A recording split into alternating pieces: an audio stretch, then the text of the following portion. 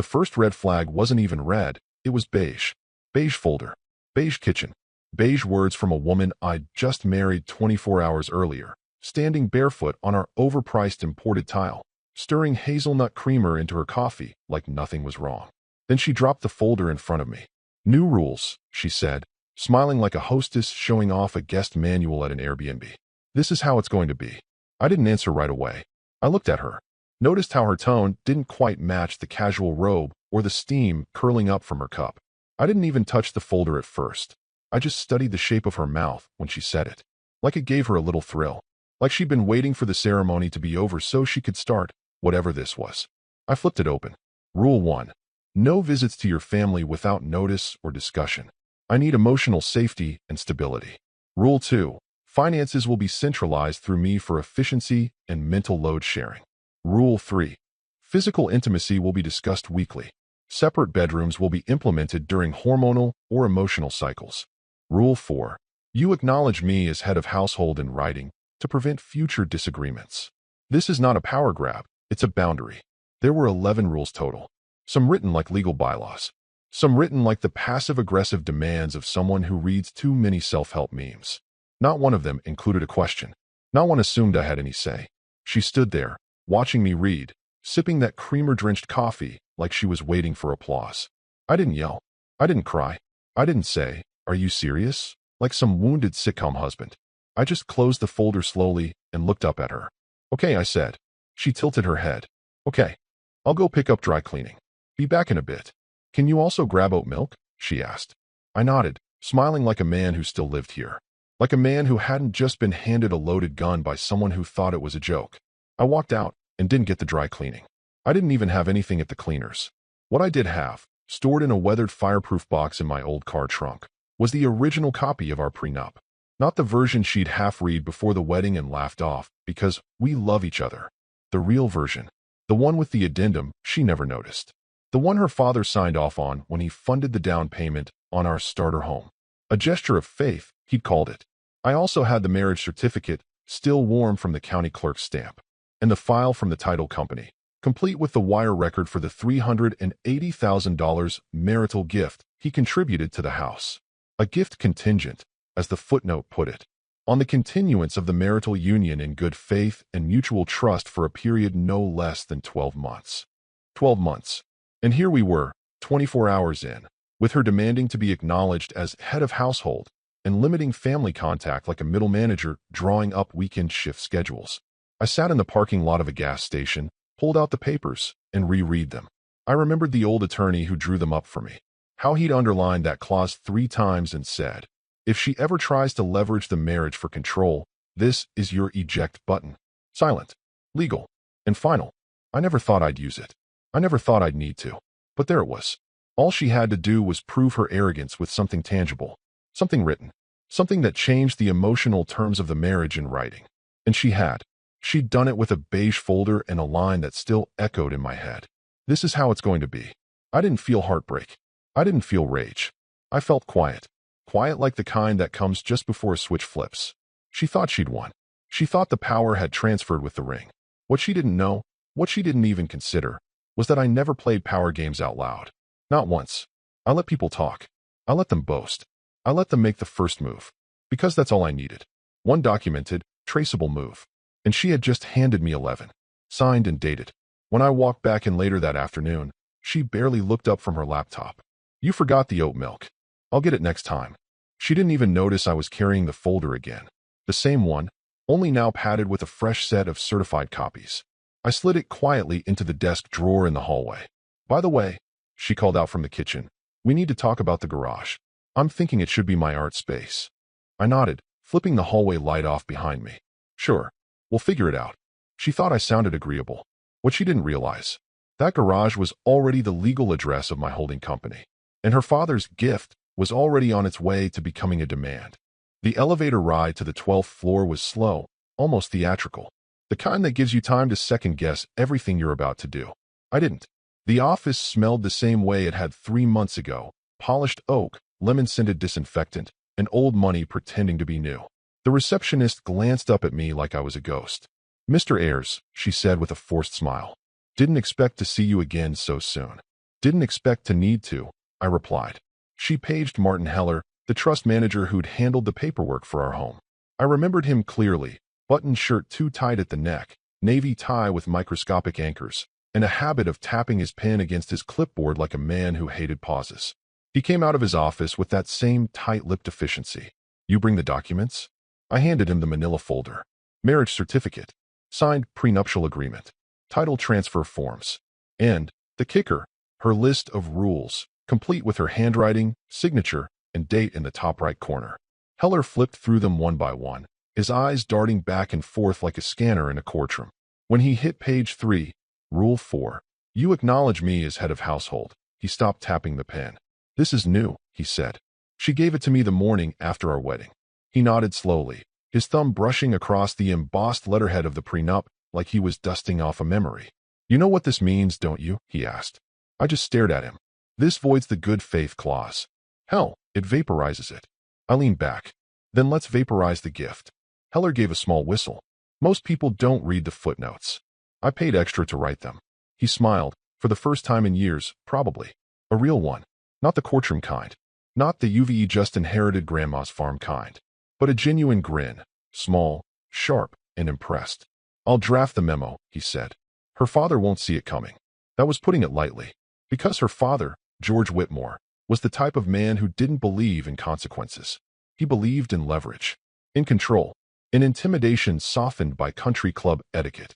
He strutted through life like a man who'd never lost a negotiation, because even when he technically did, the lawyers would iron it flat by the weekend.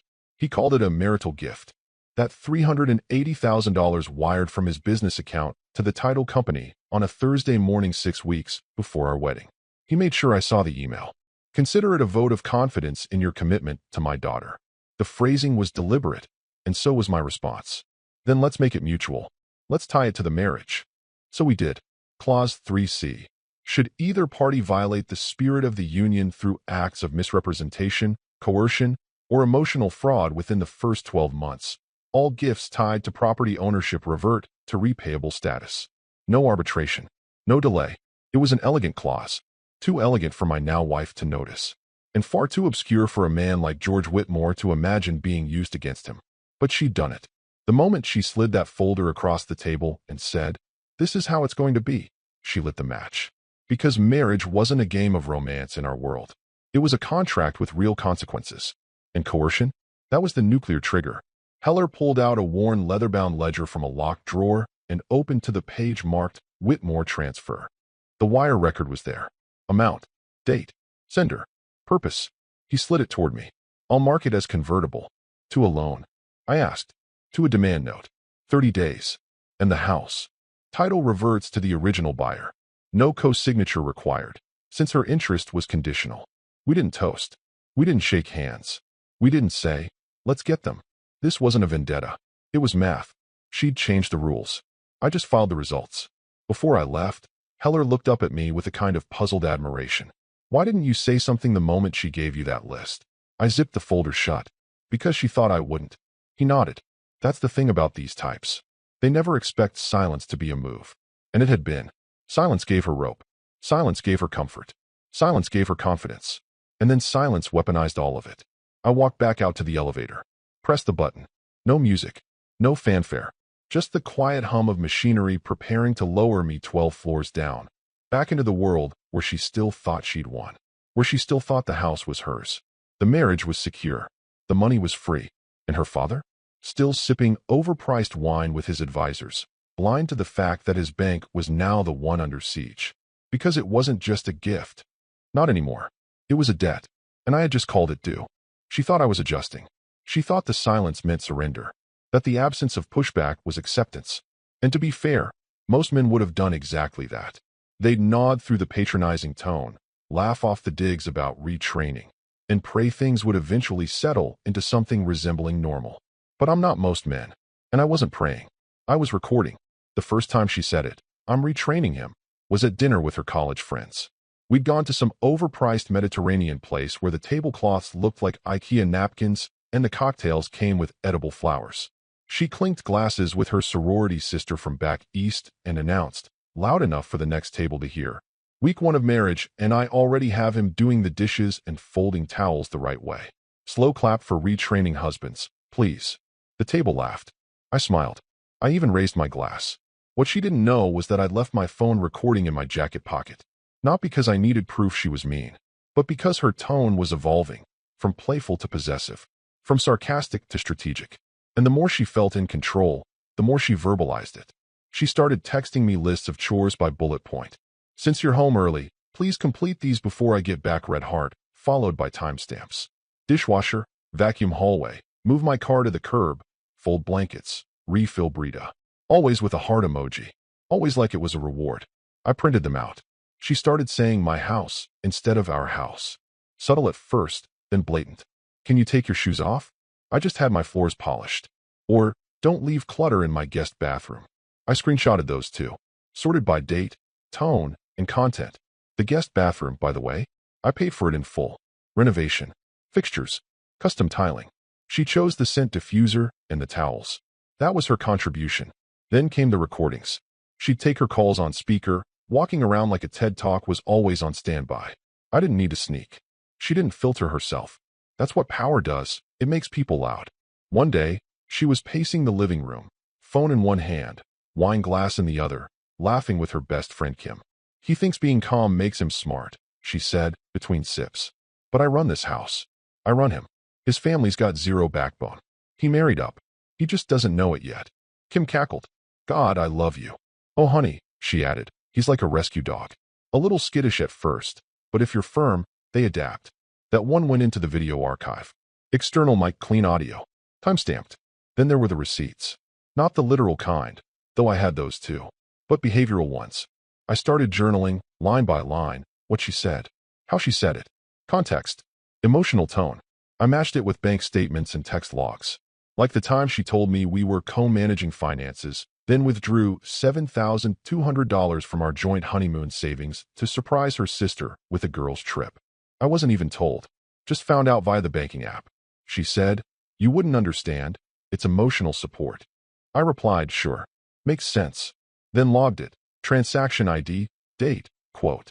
The folder started as a manila envelope, grew into a binder, eventually became a secure digital archive with scanned documents, recordings, and transcripts, all organized by topic: financial coercion, social demeaning, behavioral manipulation. The funny part? She thought I was becoming more obedient. You're so much easier to live with now, she purred one night, curling up beside me for the first time in a week. See? We're finding our rhythm. I kissed her on the forehead. Told you I'm a fast learner. She giggled and fell asleep against my chest. What she didn't know was that I had already tagged that night's calendar event as Manipulative Intimacy Reset, recorded. Because I was done being the student. I was building the syllabus. Each insult, each smug declaration, each moment she forgot I had eyes, was a puzzle piece. And I wasn't rushing it. I let her keep talking, keep tightening her grip. Because that's what happens when people think you're broken. They stop hiding the leash. And I had no intention of breaking. I had every intention of documenting, of building a paper trail so clean, so damning, so surgically assembled, that when the moment came, it wouldn't just be believable, it would be inevitable. She'd written the list. I was just writing the ending. It was a Tuesday when I made the call. Not a dramatic day, not a breaking point. She was at her yoga class, probably bragging to someone about how she'd finally gotten me to eat gluten-free. I was alone in my car, parked outside a hardware store. Not buying anything, just thinking. Staring at a sign advertising winter mulch, watching shoppers go in and out, and feeling the quiet, subtle shift of a decision hardening. Then I dialed. Redwood and Darnell, this is Linda. I need to speak with Gary Redwood, I said. May I ask what this is in regards to? It's about a marriage. Mine. There was a pause, then a tone shift. Please hold. Gary Redwood was not a cheap man. He didn't advertise, didn't do billboards or awkward Facebook videos in front of law books. He had one specialty: untying bad knots, legally and cleanly, without a single thread left in the other person's hand. His clients were quiet people, CEOs, trust fund heirs, engineers with airtight prenups, people who had too much to lose for a messy divorce. People like me. He picked up on the third ring. His voice was gravel and steel wool. You waited, he said. Smart. Tell me everything. So I did. I told him about the beige folder, the 11 rules, the head of household line, her tone, Her laughter. The way she'd turned the honeymoon period into a soft coup. He didn't interrupt, except once. Did she date it? Yes. And you still have the original? Yes. Plus scans. Continue. I laid it all out. The recordings. The receipts. The property clause. The conditions of the gift from her father. I even quoted the part of the prenup where she agreed, in writing, that any attempt to shift marital power through coercion or misrepresentation within the first year would constitute grounds for annulment with asset reversal. When I finished, there was silence on the line. Then, a slow exhale. She got greedy, Redwood said. They always do. They mistake silence for surrender. And her father? If this goes through, he said, he'll owe himself. In full. No legal tricks, no tax shelters. The trust company will treat the gift as a misappropriated marital asset, which means it gets reclassified as a loan that must be repaid. He paused. And the house. Title reverts to the original buyer. You. She'll be out before she realizes she was never on the deed to begin with. Not really. I could hear him smiling. You're sure about this? I asked. I'm not a therapist, son, but I know a trap when I see one. And you didn't walk into this one. You documented it. That list alone is enough to blow the whole thing open. The rest? Just gasoline on the fire. We scheduled a face-to-face. Quietly. No email. No trace. We met in his office 2 days later, just after dusk. It was the kind of place with soundproof walls and no windows facing the street. Old school. Trusted. He laid out the plan like a general preparing for siege. Step 1. File for annulment citing breach of implied good faith. Step 2. Notify the trust company of Clause 3C activation. Step 3. Move financial separation forward under Section 8 of the prenup, your prenup. Not joint. She doesn't get a discovery phase. She doesn't get a war. And her father? Gets a certified repayment notice. Dated. Final. He'll try to scream. Threaten. Maybe even lawyer up. But he signed the documents himself. With his estate attorney as witness. There's no exit hatch. He slid the papers toward me. Sign here. We'll keep this quiet for now. She won't know until the process is already rolling. You'll live like normal. Smile. Nod. Let her think the leash is still on. I signed. The pen felt heavier than usual. Not dramatic. Just solid. Like a line being drawn in wet cement. As I left, Redwood called out one last thing. She's going to think this came out of nowhere. I turned. Let her. Driving home, I passed her car parked in front of the house. She was inside already. Probably lighting a candle, queuing up her mindfulness podcast. She always liked to meditate before demanding something passive-aggressive. I walked in like nothing had changed. She looked up from her couch and grinned. Can you bring me some water? Of course, I said, already in the kitchen. To her, I was being cooperative. To me, I was documenting another interaction. Because the legal mechanism was engaged. Like a bomb under the floorboards, counting down with every smug little command. And when it went off, there would be no fire. Just silence. And a notarized void where her control used to be. Wednesday started like most others. I made her a smoothie, peanut butter, almond milk, 2 scoops of her expensive collagen powder she insisted we keep in a locked cabinet. She was getting ready for her ladies in leadership brunch. That's what she called it. A bunch of 30-something women who treated networking like foreplay and quoted TED Talks like scripture. They all hated their husbands, most of them secretly, and bragged about how in charge they were at home. My wife. She was their queen. She floated around the kitchen barefoot, dictating the playlist for the afternoon while I chopped strawberries like a good little domestic accessory. You remembered the oat milk this time, she said smug. I'm getting better, I replied. She grinned. Retraining takes time. Sure does. I handed her the tray and watched her walk outside to the patio, humming to herself. She didn't notice the unmarked sedan that pulled up across the street 10 minutes later. Didn't notice the man in the tailored navy suit step out, holding a thick envelope. Didn't see him walk to our front door while she and her friends giggled over mimosas and avocado toast. I opened the door. Mr. Ayers. I nodded. Please confirm this is the correct address. It is. Service confirmed, he said, then walked away like it was any other Wednesday.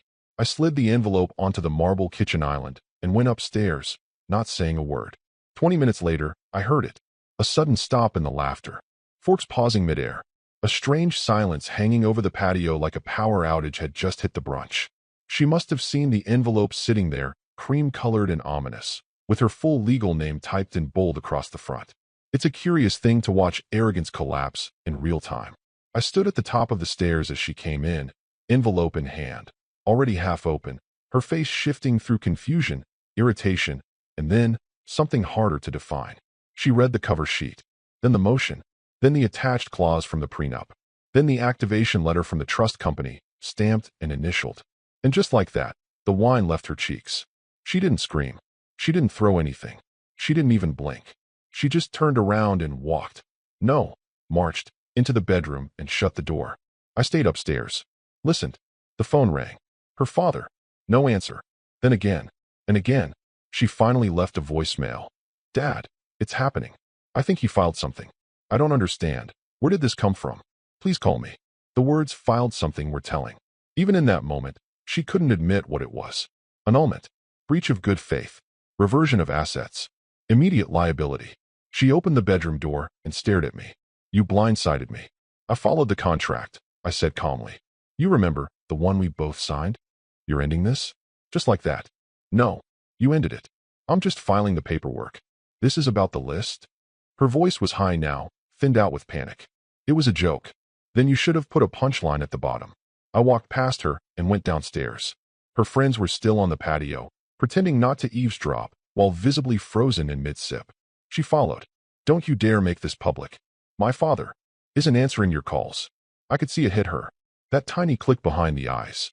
That realization that something bigger was happening. Not just a husband walking away. Not just a marital spat. But something calculated. A dismantling. She turned toward her friends and forced a smile. Just a little misunderstanding, she chirped, holding up the envelope like it was a party game. Legal stuff. You know how it is when men get emotional. They laughed, a little too loudly. One of them offered her more champagne. Another one made a joke about prenups and beta revenge. But I watched their eyes. They weren't laughing with her. They were scanning the envelope, doing the math, wondering if their own husbands might someday do the same. I stepped into the kitchen, grabbed my keys, and walked out the front door. No shouting. No final word. Just the smooth click of a door closing on the most performative brunch in suburban history. By the time I reached the corner, I got the alert on my phone. The trust company had emailed the first formal notice of repayment. It had gone to her father's primary business account, flagged as urgent. She thought she'd be making toast to herself all afternoon. But the real party had already started. It was just happening in court. I didn't go home that night. I checked into a boutique hotel downtown. Not the kind with a spa or skyline view, just clean sheets, a bolted door, and no pastel throw pillows embroidered with words like blessed or together. The room smelled like nothing, a rare and underrated luxury. The front desk clerk asked if I needed anything else. I said, silence, and he nodded like he understood. An hour later, a secure envelope was delivered to my room. Hand-delivered. No email. No PDF. Just paper. Dense, formal, and legally irreversible. Inside was the confirmation from the trust company. Notice of reclassification, signed and stamped. George Whitmore, my charming father-in-law, was now liable for the $380,000 gift he wired into our escrow account. Per Clause 3C, due to annulment based on documented coercion and misrepresentation, the gift had been deemed a conditional asset, which meant it had never truly transferred, which meant it now existed in limbo until repaid in full, with interest calculated from the date of the wedding. The deadline? 30 days. I stared at the document for a long time. Not out of hesitation, just appreciation. It was rare to see leverage printed so cleanly. No emotion. No loopholes. Just math with the weight of a hammer. Then came the text. 9:12 p.m. Her. We need to talk. Please come home. I didn't reply. 9:27 p.m. Her. I'm sorry. I didn't mean for things to get this far. 9:31 p.m. Her. Are you really doing this? Over a list. 9:35 p.m. Her.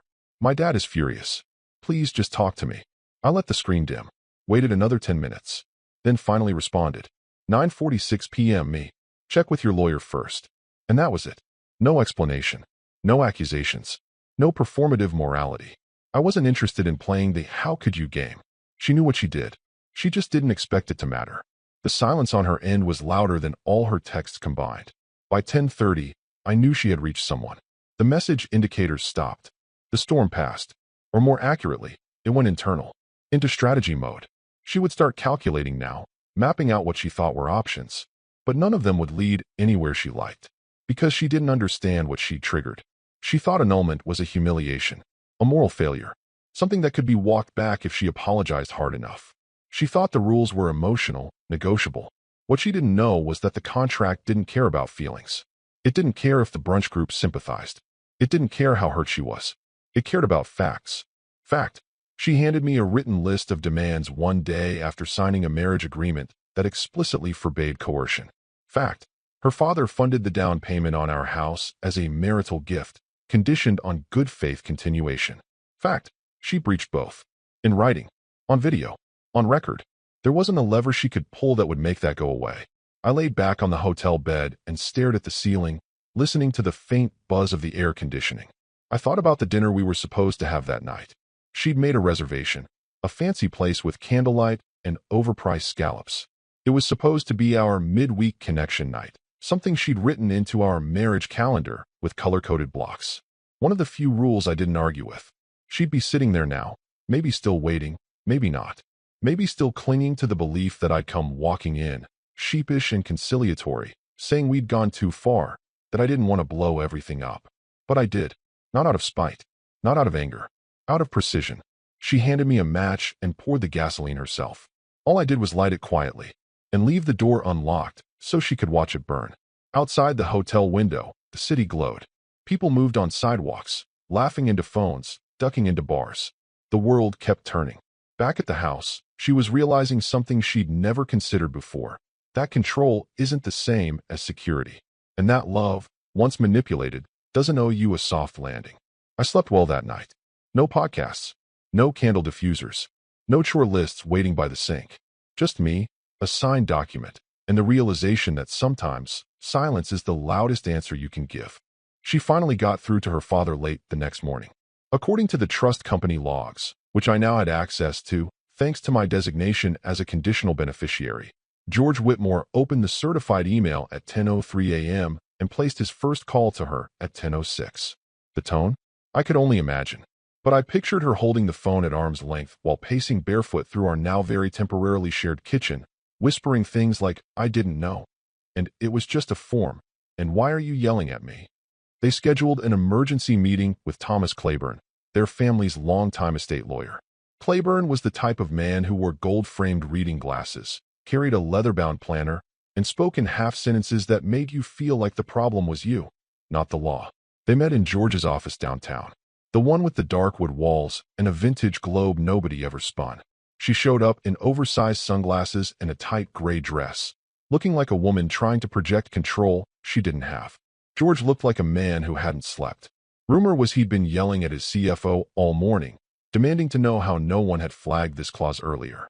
Because that's the thing about arrogance, it doesn't like being audited. Claiborne opened the packet and began flipping through it methodically. Marriage certificate, prenuptial agreement, annotated addendum, clause 3C, the trust memo, the filing confirmation. Then, her list, handwritten, signed, dated, photocopied 3 ways, attached with a formal annotation. Exhibit C, behavioral demands constituting coercion. Claiborne's pen froze mid-scratch. This clause is enforceable, he said, adjusting his glasses. He filed everything correctly. I've reviewed this exact boilerplate language in other instruments. It's valid. George stared at him like he'd spoken Mandarin. You're saying we owe him? No. Claiborne interrupted, firm now. You owe yourself. The money never left your books cleanly. The moment she breached the clause, it reverted to a conditional liability. You signed off on that structure when we built the trust's real estate conduit. He triggered it? Claiborne nodded. 30-day demand note. Dated from filing. And since it's routed through a family holding structure, it bypasses standard arbitration. The asset protection layers you have in place can't block this. The house title's already flagged for reversion. If you attempt to stall, he can freeze the property sale and apply for enforcement damages. George slammed his palm against the desk. $400,000, right now? It's closer to $412,000 with accrued filing fees and valuation adjustments. Claiborne corrected quietly. She stared at them both, stunned. You can fix this, she said to the lawyer, reaching for the folder. There has to be a way. There is no way, Claiborne replied. He has the advantage. You breached in writing. He responded within legal bounds. This isn't a messy divorce. This is a surgical annulment, and frankly, one of the most disciplined filings I've ever seen. George turned toward her, jaw clenched. What the hell did you do? It was just a list, she snapped. I wasn't trying to hurt him. It was meant to be funny. A joke. You signed it, Claiborne said. You dated it. You weaponized it. I didn't mean. It doesn't matter what you meant. George stood, walked to the window, and gripped the sill with both hands like the view might offer a solution. It didn't. You understand what this does to the books? He muttered. I'm leveraged on the Naples property. That loan was contingent on this house staying clean.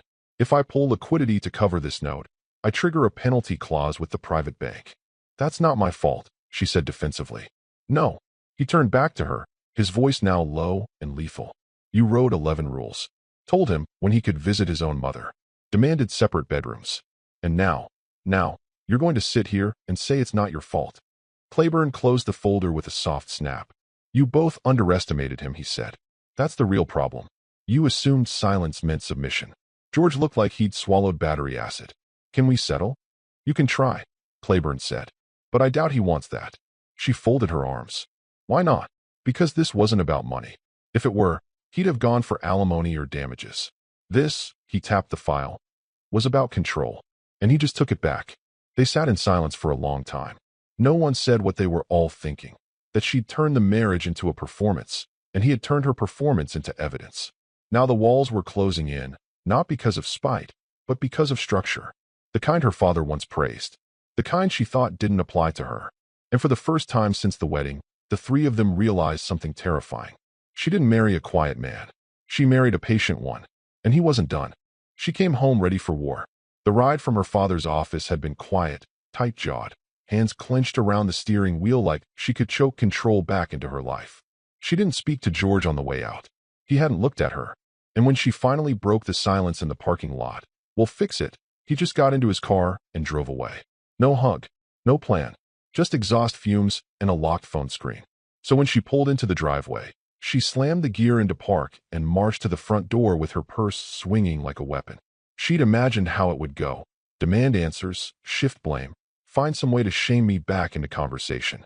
Maybe cry, maybe seduce. She had a whole arsenal, sharpened and tested. She stepped inside. The house was quiet. Too quiet.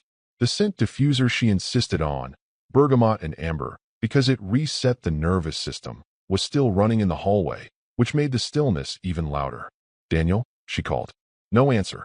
She walked through the living room, intact. Kitchen, spotless.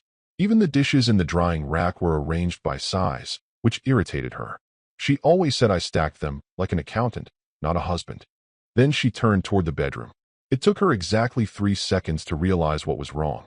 The closet door was open. His side was empty. The suits, gone. The ties, folded pocket squares, leather dress, shoes polished to military shine, vanished.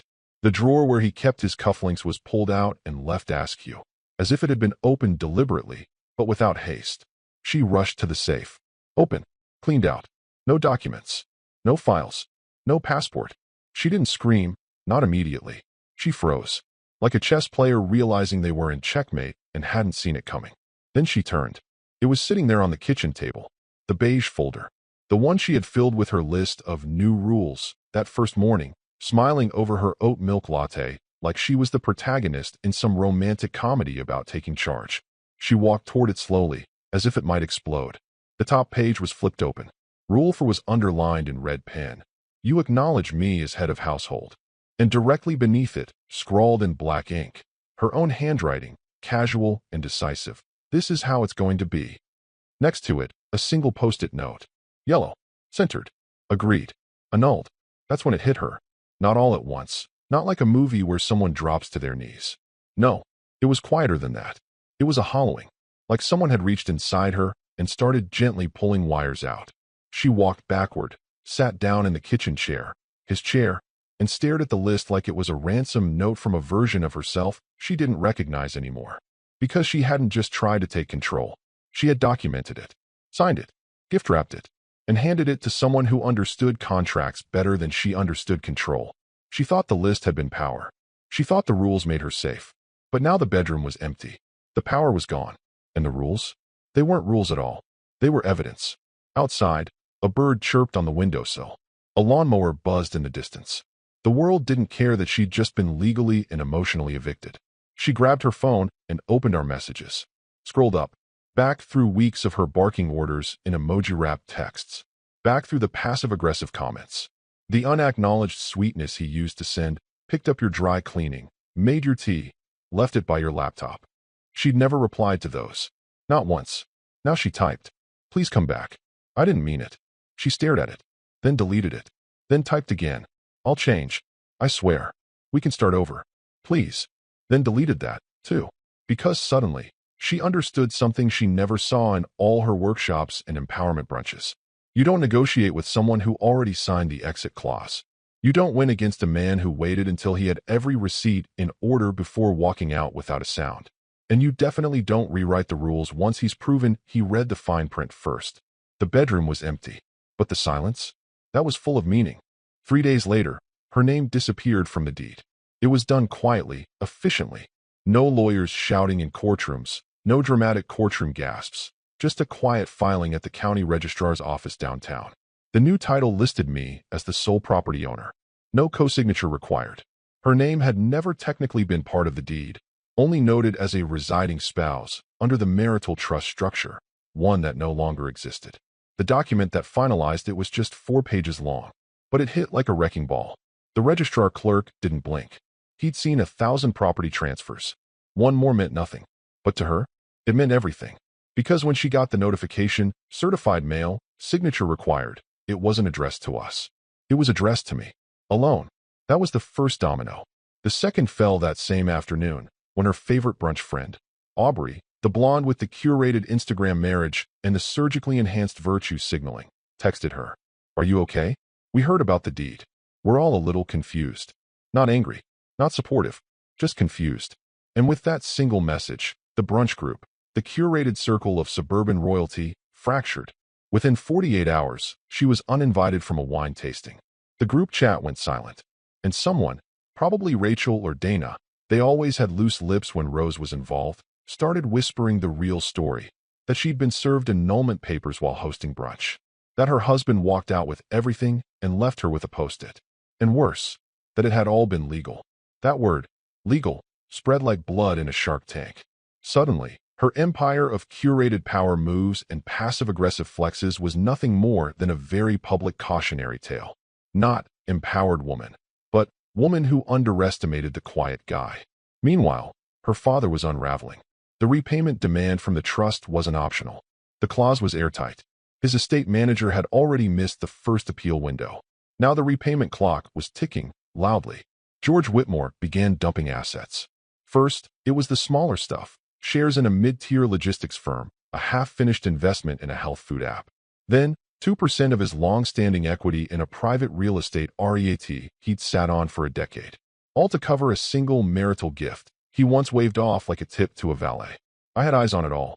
Public filings, SEC disclosures, a few helpful alerts set up years ago when I realized George liked to move big money quietly. I watched the sell-offs cascade, not with joy, but with precision. Because every asset he dumped was another receipt. And every receipt made it clear, this wasn't a feud. It was a reckoning. She called me once, just once, after the deed was transferred. I didn't pick up. Let it go to voicemail. Her voice was brittle, like someone trying to speak through cracked glass. "Daniel, I saw the papers. You filed the title change. How could you do this? We were married. You didn't have to go this far. We could have talked. You didn't even give me a chance to apologize." There was a pause, a breath. "Please, just tell me what you want." I deleted the message. Because she already knew what I wanted. I wanted out. Cleanly. Legally. Quietly. I wanted her to understand. That marriage is not a theater for domination. That head of household is not a crown to be demanded. It's a role to be earned. And most of all, that you don't hand a man a contract of demands and expect him not to read the fine print. By the end of the week, she was staying with her sister. The house, my house, was being prepped for sale. I'd never planned to stay in it. Too many memories already etched into the walls. I wanted it sold, cleanly, for market value. Every dollar would go into a new account. A new name. A new place. The neighbors had started asking questions. One even rang the doorbell to check in, feigning concern with a plastic smile. "Is everything all right? We just noticed she hasn't been around." And someone said, "I filed an annulment," I said flatly. "She breached the prenup. I executed the clause." His face twitched. "Oh, wow. Didn't know that was even a thing. It is, I said. If you plan ahead. He nodded and left without another word. That night, I watched the porch lights of the surrounding homes flick on, one by one, like little warning signals flashing to the rest of the neighborhood. Don't mistake quiet for weakness. And don't ever assume the man who smiles through your demands isn't building his own list, one clause at a time. It happened on a Thursday night, just after 11 p.m. The only reason I know the time is because the neighbor across the street, Mrs. Callahan, retired school principal and neighborhood surveillance system, logged it in her little notebook. She keeps track of things like that. Porch lights left on too long, trash cans not brought in by sunset, and, on this particular night, an eruption of shouting from the Whitmore girls' house that shattered the silence of their otherwise well-manicured street. George Whitmore didn't knock. He didn't call ahead. He pulled up in a black Range Rover, still wearing a suit that looked wrinkled for the first time in decades. He didn't even shut the car door properly. He just left it open, headlights casting crooked shadows across the lawn as he stormed up the path. She opened the door in pajama pants and a sweatshirt that used to be mine. That part made me smile when I heard about it. He didn't wait. "You absolute fool," he barked, voice ricocheting off the siding. "Do you even understand what you've done?" Mrs. Callahan, allegedly watering her hydrangeas, at 11 o'clock at night, froze mid-hose as the words carried across the cul-de-sac. "Do you realize," George shouted again, "what you've cost this family?" She tried to pull him inside, told him to lower his voice, but he wasn't performing anymore. He wasn't protecting the brand. His hands were shaking, one clutching a folder, the other waving like it could slap reality into her. "I just got off the phone with our estate auditors," he hissed. "Do you know what they said? They said we're exposed. Because of you. Because of your list. Your little rules." She backed away, stammering. "It was supposed to be funny. It was just a joke. I didn't mean." "You didn't mean? You didn't mean?" He slammed the folder down on her kitchen table, hard enough to make the vase rattle. "You signed it. You dated it. You announced to your friends that you were running him. And now? Now the house is gone. The money's gone. And I'm being investigated for fraudulent transfer because of your ego." She cried. She actually cried. "It wasn't supposed to be like this," she said, barely audible. "He was supposed to need me. I was supposed to be the one in control." "You were supposed to what?" he said, almost laughing. "You married a man who was more patient than you were clever. That's your mistake." She tried again, softer, as if volume could erase consequence. "It was just a list." But it wasn't. Because that list was a document. A contract. A written declaration of control that violated the very core of our marriage agreement. It wasn't satire. It wasn't cute. It was Exhibit A. The neighbor said he left a few minutes later, slamming the door behind him so hard it knocked one of her framed photos off the wall. She sat there for hours, alone, staring at a house that wasn't hers, with a name she no longer shared. No brunch invites. No girls group. No title. No property. And no leverage. Just the list. The same list I'd underlined before I walked out. The same list that took less than 2 weeks to unravel the illusion she'd tried to build around me. She thought I was quiet because I was soft. She thought silence meant surrender. But the truth is, I never needed to shout. Never needed to threaten. Because I had a better weapon. Clarity. I read the contract. And then I followed it, line by line, clause by clause, until I walked away with everything.